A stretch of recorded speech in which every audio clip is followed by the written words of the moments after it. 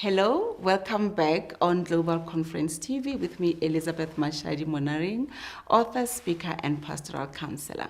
For the previous episodes, we've been talking about self-care. I just want us to continue on that topic for a little. And today, I want us to focus on the inner self-care based on or basing my talk on forgiveness, resentment, or bitterness as well. How does it impact on your self-care? We know that the Word of God tells us that we should not allow the root of bitterness to take its toll on us because it becomes like poison, not only for ourselves, but also for other people surrounding us or for other people around us. And how do we deal with that? The first step is to be able to recognize as part of your self-care that you have been hurt, what this person has done to you, and how did you analyze it based on your temperaments. Remember, in the first episode, we spoke about the temperaments as well, that you have weaknesses and strengths that make you who you are, or that make you you, and they make you act in a certain way. So with that, you are able to realize for some temperaments, we analyze things too much, we dwell on things too much, we meditate on what is wrong, what has been done to us too much, so much so that we actually even exaggerate it. And so when you know yourself and know which temperament you are, you will know if you have the tendency to exaggerate things, or whether you are justifiable or you are justified by the way you think or what you think.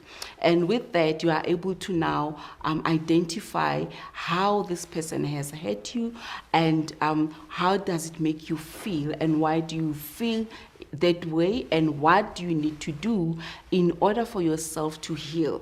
You have to take practical steps for yourself to heal, in terms of you either, if you are brave to talk to them, you talk to them. Some people are not. So what do you do when you're not brave to face somebody or to confront somebody and talk to them? You realize, or you see what they have done, and you determine in your heart to forgive them, and you work on it. It's not a one-day thing. Everybody talks about forgiveness as if you wake up and found yourself forgiven somebody. Sometimes you think you've forgiven people until you see them, and when you see them, it rises the resentment in you. And that part that rises when you think you have forgiven, it's resentment, and that is what will cause bitterness to take its root, or to defile you, and you will defile other people around you as well. So take measures to heal, take measures to forgive somebody, take measures to pray about it over and over, and pray for them. One other thing that helps, a lot of people talk about this, and I've also experienced it myself, it helps to pray for somebody who has done you wrong. And even if you pray for them in an angry manner for that moment, the more you do it, the more you soften up, because the Holy Spirit is at work all the time, every day. And in that way, you are able to deal with the resentment, you are able to deal with the bitterness. If not, what happens? It causes you to be revengeful. And a revengeful person is somebody who will not have time to focus on other things to do, because all you want to do is to get back at this person, because now you have this poison within you. It blocks you you cannot progress in whatever you do. You cannot progress in your studies, you cannot progress in your assignment, you cannot progress in your business, you cannot progress in your relationships, because you are focusing on what you want to do so that you can get back at this person.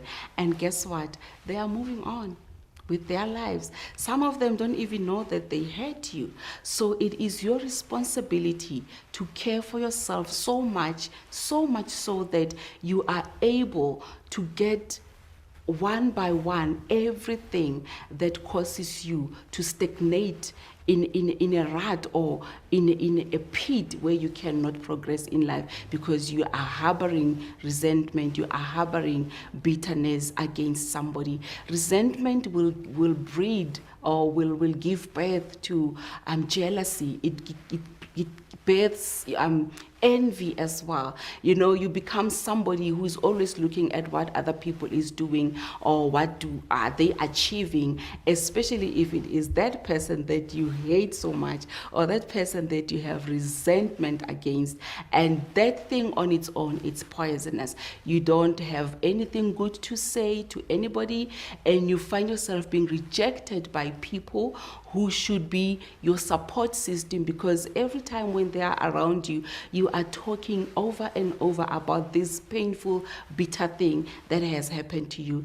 And as you hear the word bitterness, it's not nice. It's not sweet to the ears. It's not sweet for your soul. It's not good for yourself. And so you have to deal with things like that as a person so that you can progress in life. That's it from me today, Elizabeth Mashadi Monareng, author, speaker, and pastoral counselor. Until we meet again. Ciao, ciao.